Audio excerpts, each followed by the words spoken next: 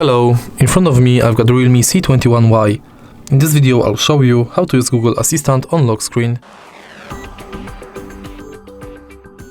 Firstly, enter Google app, tap more, go to settings, Google Assistant, voice match and enable this function.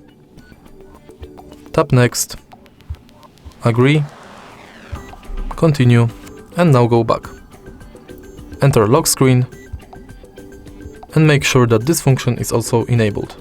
Now you can lock the screen and simply say, "Hey Google, what's the weather like tomorrow?"